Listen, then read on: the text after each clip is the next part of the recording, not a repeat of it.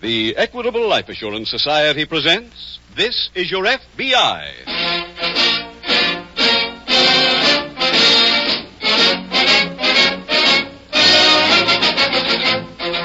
This is Your F.B.I., the official broadcast from the files of the Federal Bureau of Investigation.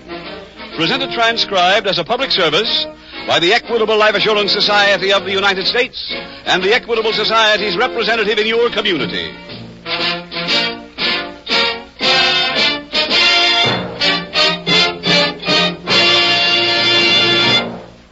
When you have a health problem, you go to your doctor. If you have a legal problem, you consult a lawyer. Now there's another expert you should include among your professional advisors. He's your local representative of the Equitable Life Assurance Society, a trained specialist in the financial security of families. He's a solid citizen, a neighbor of yours, a friendly, helpful man who knows how to help you plan for your family's future security. In about 14 minutes, we want to tell you more about him and how he can help you, as he helped many, many others, enjoy the advantages of membership in the Equitable Life Assurance Society of the United States.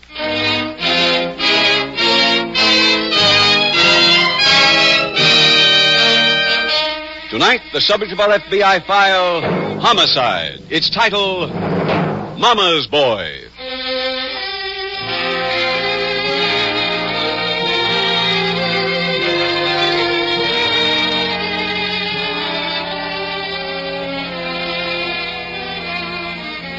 Many people have the mistaken idea that professional criminals are usually men or women of superior intellect who have perverted their talents.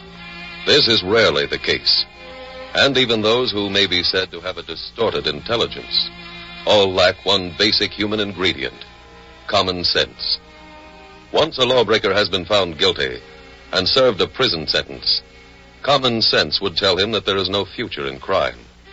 But the so-called professional criminal sneers at the average man with his ideals of morality and justice, and, ignoring the evidence of his own life, convinces himself he will be smart enough to avoid being caught again.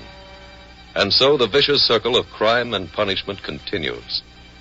The records of your FBI and all other law enforcement agencies are merely the records of men and women who did not have common sense.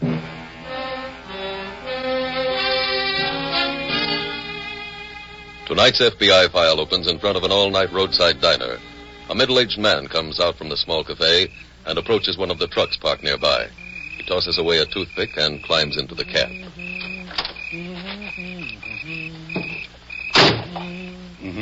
Hey, what are you doing in here?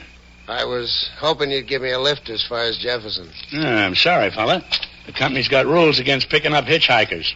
Well, it's a dark night. Nobody saw me get in. How about a break? Yeah, I'd like to, pal, but, they're awful strict. I'd be risking my job. It's better to risk your job than your neck. Huh? It's loaded, mister. Take it easy, will you? Then get moving. Sure.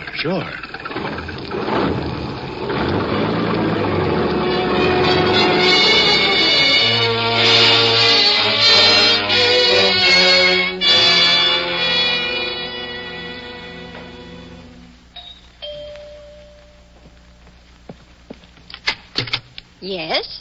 Hello, Mrs. Walters. Why, Peggy. May I come in? Why, of course, dear, of course. How have you been? Fine, just fine.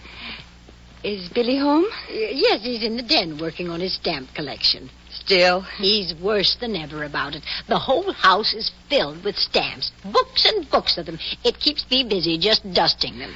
Well, I don't like to disturb him. Oh, nonsense. He's just ruining his eyes anyway. This way, Peggy. How is your husband? Oh, you know Mike. Yes. Yeah, here we are. Company, Billy. Oh. Peggy. Long time no see. How are you, Billy? Fine. Just fine. Well, I'll just leave you two young people together. Oh, don't run off on my account. Oh, I've got a cake in the oven. I better see how it's doing.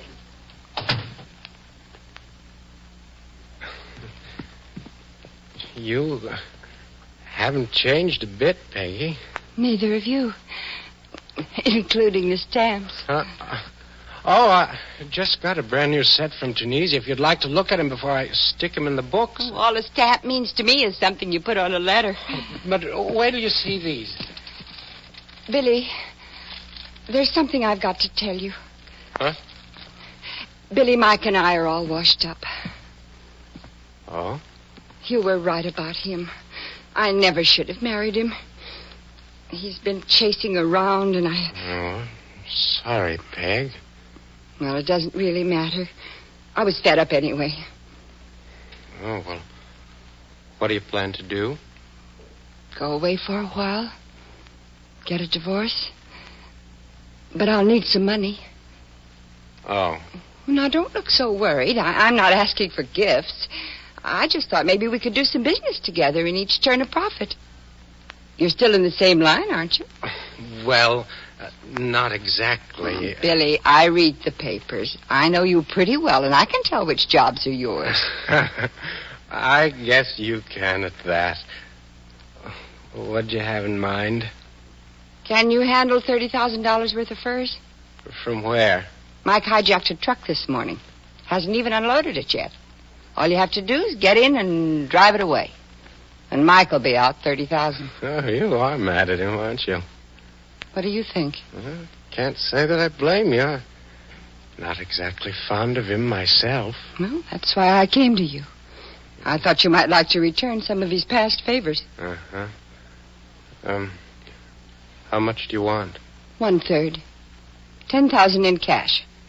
And in advance. Advance? Well, I can't very well wait around until after you steal the truck. Mike might get wise. Yeah, but I haven't got that kind of dough. Well, couldn't you get it? Oh, I don't know.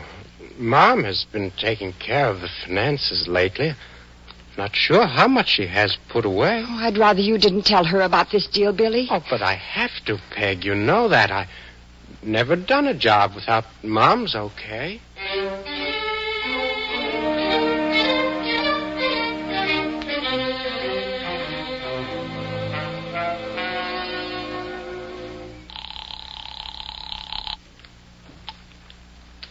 Hello. It's Peggy, Mike. Where are you? Corner drugstore. How'd it go? Well, I'm not sure. He's got to talk to Mama first. Oh, then we're in. What dame can resist a bunch of furs? Well, I'm supposed to go back to their place in an hour. If she says okay, we can close the deal. Oh, fine. Pick up the dough and give him this address.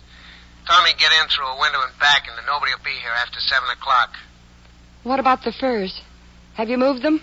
Sure. They're in an empty store I rented over in Greendale Street. I left a couple of full crates in the truck in case Junior gets suspicious before he drives off.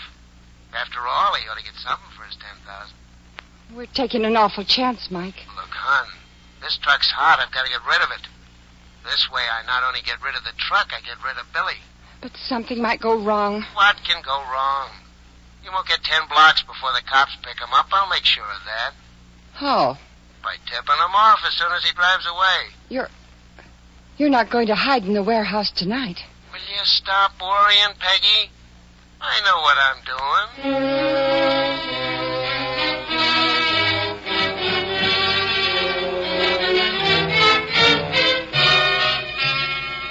About a half hour later, at the local FBI field office, Supervisor Jed Bryant looks up as Special Agent Jim Taylor enters. You wanted to see me, Mr. Bryant? Oh, yes. Sit down, Jim. Thanks. You've been assigned to these truck hijackings that have been going on lately? That's right, sir. I'm afraid I've got another one to add to the list. Oh? The highway police report that a Burgess transit driver has been found in a gully just over the state line. He's been shot, apparently left for dead. And the truck's missing, of course. Right. The driver able to tell us anything? Not yet. He's still in a pretty bad way. Well, that sounds like the same area where those other 2 trucks were waylaid. What was this one carrying? Furs. Big shipment. Oh. They're marked pelts, so if they turn up, that'll give us something to go on. Oh, that's good. Of course, we don't know that whoever hijacked this truck drove it on into town. I think I've got a way of finding out, Mr. Bryant. Oh? Yes, after the last robberies, I asked the attendants on the tri-state toll bridge to keep a check on every commercial vehicle that uses it. A truck heading this way would have to cross the bridge. Oh, use my phone. All right, sir, thanks.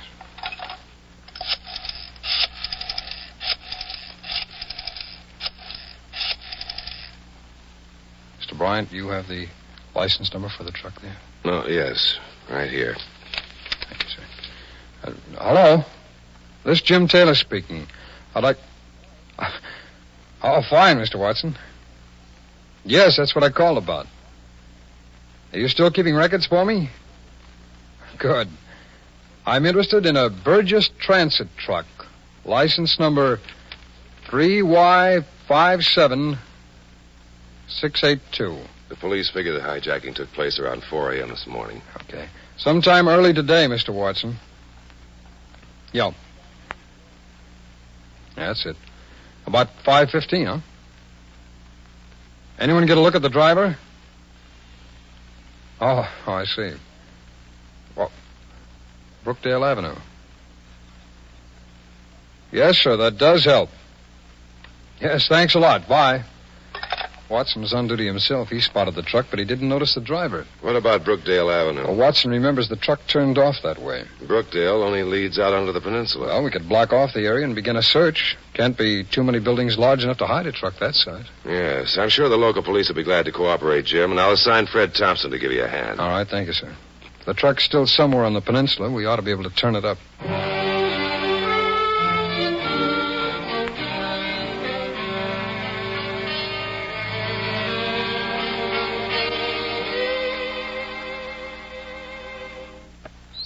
Red Queen on the Black King. Black 6 on a 7. Oh, where are those red jacks? Bye, Mother. It's 7 o'clock. Peggy said that was the best time to come for the truck. Oh, yes. I ought to be back in an hour or so. Still be early enough for us to go to the movies. Billy, Yes? I've been sitting here thinking about you and Mike Jorgen. You never got along together, even when you were little boys. Yes. That's why I'm looking forward to this job tonight. Gives me a chance to get even with him. Maybe Mike feels the same way about you. I suppose he does. Then how can you be sure this whole thing isn't some kind of a trick? Well, Peggy wouldn't try anything like that, Mom. She's through with Mike. Is she? She turned you down for him once before. She'd do it again if she had the chance. What's the point in bringing this up now? We can't back out. You already gave her the money. I know. Get me my coat, Billy. What? I'm going with you and make sure you don't get into some kind of a mix-up. Oh, but, Mom... Now, don't argue with me. Just get me my coat like a good boy.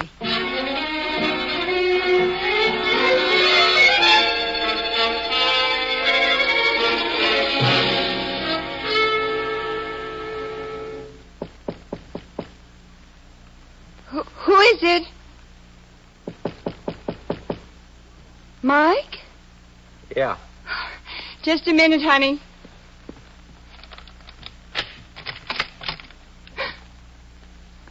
Well, what are you two doing here?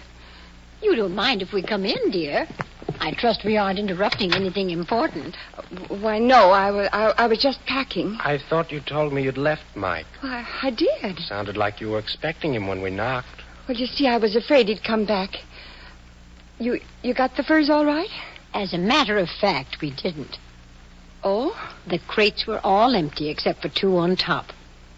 Are you sure? Oh, yes. I went along with Billy and saw that he checked very careful. I always like to be certain that I'm getting my money's worth when I buy something, especially the way prices are these days. Well, Mike must have already gotten rid of the furs. That's what we decided, too. Well, I didn't know. I'll be glad to give you back your $10,000. Do you still have it, Peg? Well, no, not here in the apartment, but I can get it. From Mike. What are you talking about? It's probably just a coincidence, but we found $10,000 in Mike's pocket. Mike's pocket? Where is he? What's happened to Mike? He's dead, Peggy. Dead? We found him hiding in the warehouse office, and Billy... Well, you know, Billy's never liked Mike. Now, Peggy, you mustn't carry on so. I think you better spend the next few days with us. It isn't right for you to be alone at a time like this.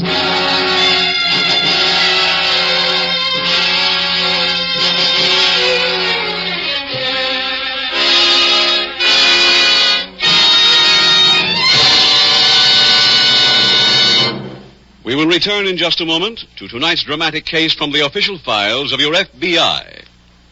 If something should happen to you, your Social Security would be a help in providing for your family, but it would not be enough to keep them. Now, if you'd like to find out how to turn your Social Security into full security, then the experience of Mr. Benjamin Hall may be valuable. Meet Mr. Hall, a new member of the Equitable Society. When I found out that my Social Security would pay my wife only about $25 a week, I got worried with the prices what they are today. And she and the kids wouldn't be able to even make ends meet. And how did you find freedom from this worry? Well, I heard you describe a fact-finding chart on this program that would help me figure out just how much extra money my family would need to keep them well-fed, well-housed, and well-clothed until the youngest got through high school. That's the famous Equitable fact-finding chart for fathers and mothers. It's free to all our listeners. Well, I telephoned our local Equitable Society man, and he brought the fact-finding chart along with him. He showed me how easy it was to figure out how to turn my Social Security into full security under the Equitable Family Security Plan, and at very little additional cost. So I'd like to tell any family man who has Social Security this. If you want full security for your family, call up your own local Equitable man. You'll be glad that you did. That's excellent advice. And you'll find your Equitable Society man a good man to do business with. He's a neighbor of yours, friendly, helpful, and he knows the answers. He'll help you get the most for your insurance dollar.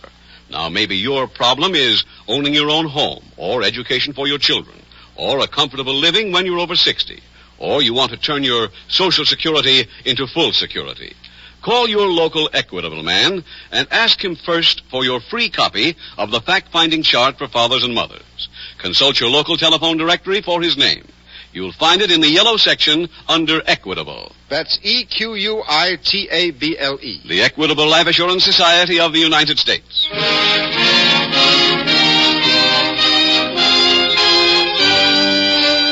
And now back to tonight's FBI file, Mama's Boy.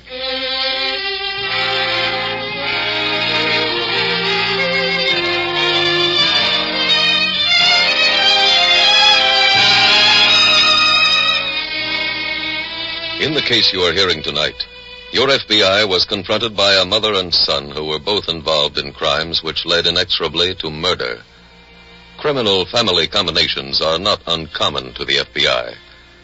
Examples like the Barker family readily come to mind.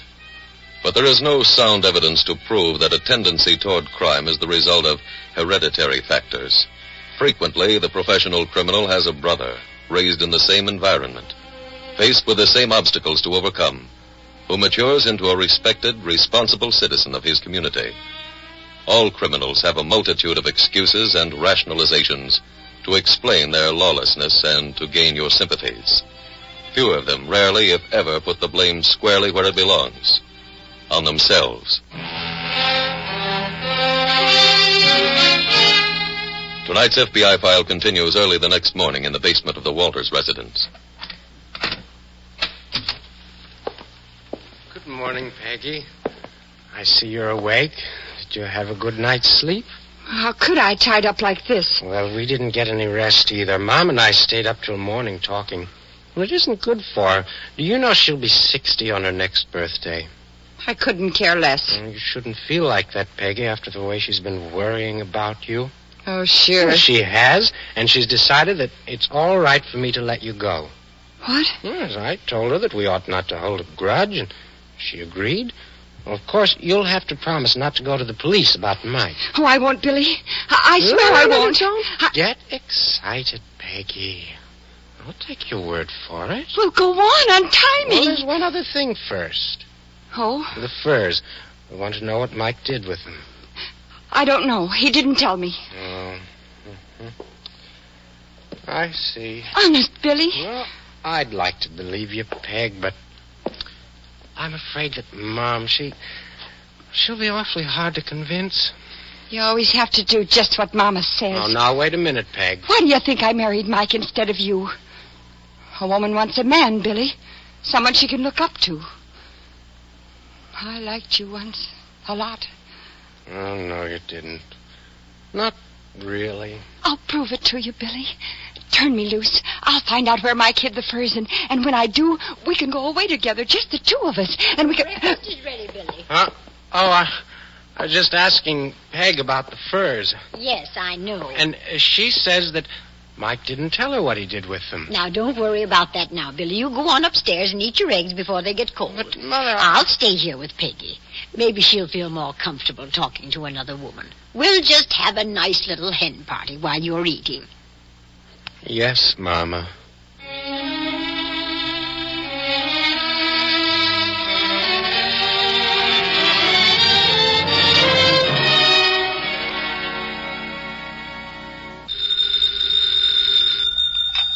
Brian speaking. It's Taylor, Mr. Bryant. Oh, yes, Jim. The police search is paid off. They found the Burgess truck in a warehouse on 11th Street. Good. Well, not too good, I'm afraid. The furs are gone except for a couple of cases. Oh? And the owner of the warehouse has been murdered. Oh. Yes, sir. He's a man named Mike Jorgen. Found his body in the warehouse office. Jorgen. There's quite a record, Mr. Bryant. Small-time racketeer, several arrests for burglary. Oh. One of the back windows had been left open. Apparently the killer or killers came in that way. Was there more than one? Well, we found some footprints just inside the window and a layer of dirt. Looks like they were left by a man and a woman. I'm having casts made now for the lab. Oh, Mr. Bryant, anything new on that driver? I had a call from the hospital. They think he may recover consciousness in an hour or so. Oh, fine. I'll ask the police to send a picture of Jorgen over for possible identification then. You think he hijacked the truck? So far, sir, that's my guess. Any leads on why he was killed? No, but it's just possible that somebody turned around and stole the furs from him. Of course, we can't be sure yet. Oh, I'm going to go over and have a talk with Jorgen's wife.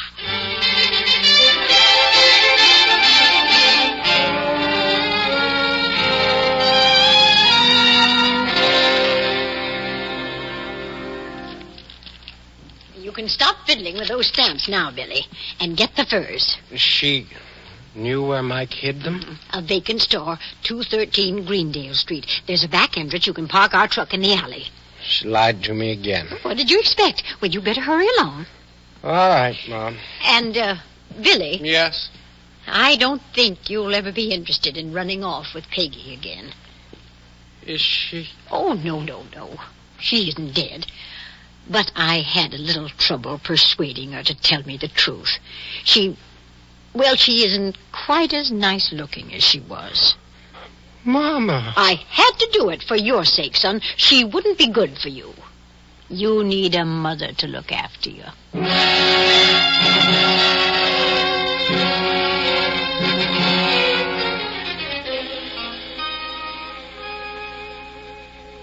Taylor, I've got some news for you. Yes, Mr. Bryant? You were right about Mike Jorgen. The Burgess driver positively identified his photograph. No question but that he was the hijacker. I figured. Did you ever talk with Jorgen's wife? No, sir, she wasn't home. No? She lives in an apartment house on Elm Drive. Neighbors saw her leave last night with a young man and an elderly woman. She hasn't been back since. Oh. We got a search warrant for her apartment, turned up a rental receipt for a vacant store on Greendale Street, and Fred and I went right over. Were the furs there? No, apparently they had been, though. The fellow who runs the cleaning business next door told us that Jorgen had unloaded a lot of crates yesterday morning. Another man had just hauled the same crates away about an hour before we arrived. Could you get a description of this other man? Well, the cleaner was pretty vague, sir. We found some footprints, so I've had casts made for comparison with the prints that we found in Jorgen's warehouse. Anything else? Yes, sir. There's a little piece of cloth on a nail near the back door of the store, as though somebody had ripped their coat, and a newspaper clipping that may have fallen out at the same time. Oh? There didn't seem to be any fingerprints in the clipping, just smudges, but the item itself might lead us someplace. What do you mean? Well, it's about a stamp auction to be held next week. Stamp auction? That's right, sir, and Excuse me, Mr. Bryant. Oh, yes, Fred. The list of Mike Jorgen's friends and enemies that you asked the police about just come in, Jim. Oh, thanks, Fred. They gave us all the personal details they have. Take a look at that third man, Billy Walters. He has a very interesting hobby. Yeah. Here, Mr. Bryant, what do you think?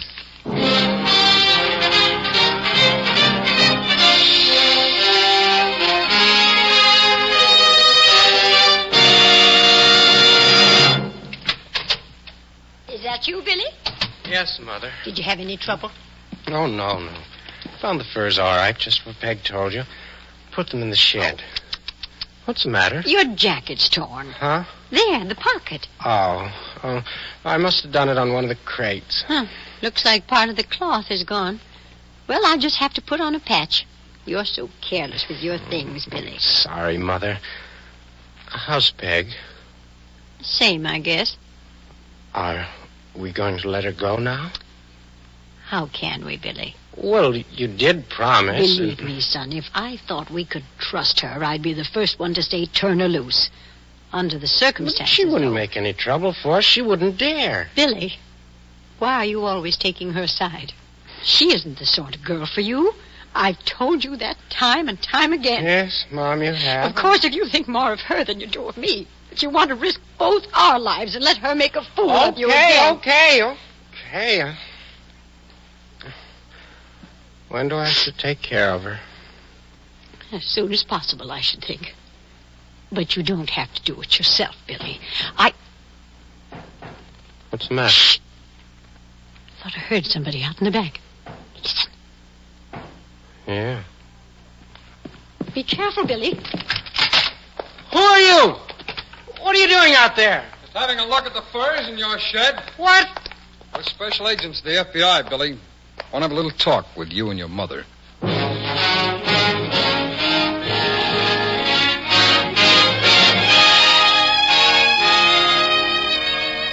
Emma Walters and her son Billy were turned over to state authorities and were found guilty of the murder of Mike Jorgen. Both received life terms in a state penitentiary. Mike Jorgen's wife, Peggy, was sentenced to 3 years in a federal reformatory for women for her part in the disposal of the goods stolen from interstate shipment. In tonight's file, you heard how a hijacking led in turn to assault, murder, another hijacking, and kidnapping.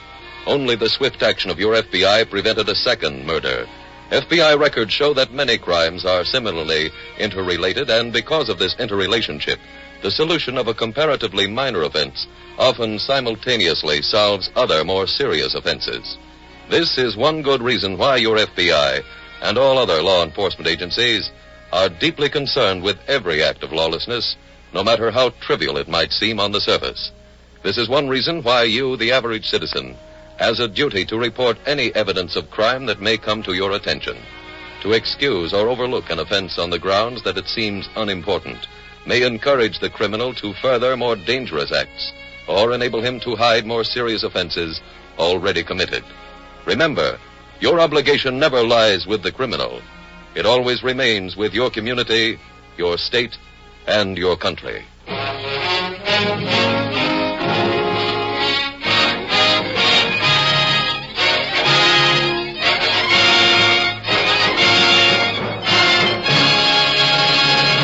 If you are interested in the future security of your family, the answer is no farther away than your phone. Call up your local Equitable Society representative.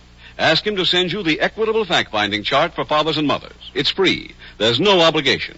No matter what your life insurance problem may be, independence after 60, education for your children, or assured home ownership, your Equitable representative can help you plan wisely and economically. Just consult your local telephone directory for the name of your local representative of the Equitable Life Assurance Society of the United States. Next week, we will dramatize another case from the files of the Federal Bureau of Investigation. Its subject, kidnapping. Its title, Pick Up. The incidents used in tonight's Equitable Life Assurance Society's broadcast are adapted from the files of the Federal Bureau of Investigation. However, all names used are fictitious, and any similarity thereof to the names of places or persons, living or dead, is accidental. Tonight, the music was composed and conducted by Frederick Steiner. The author was Frank Burt. Your narrator was William Woodson, and Special Agent Taylor was played by Stacy Harris. Others in the cast were Tom Brown, Walter Catlett, Isabel Jewell, Jeanette Nolan, Paul Richards, and Carlton Young. This Is Your FBI is a Jerry Devine production. This is Larry Keating speaking for the Equitable Life Assurance Society of the United States and the Equitable Society's representative in your community, and inviting you to tune in again next week at this same time when the Equitable Life Assurance Society will bring you another thrilling transcribed story from the files of the Federal Bureau of Investigation. Pick up on This Is Your FBI. Stay tuned for the adventures of Ozzie and Harriet. There's fun for the whole family when Ozzie and Harriet come your way next. This program came to you from Hollywood. This is ABC Radio Network.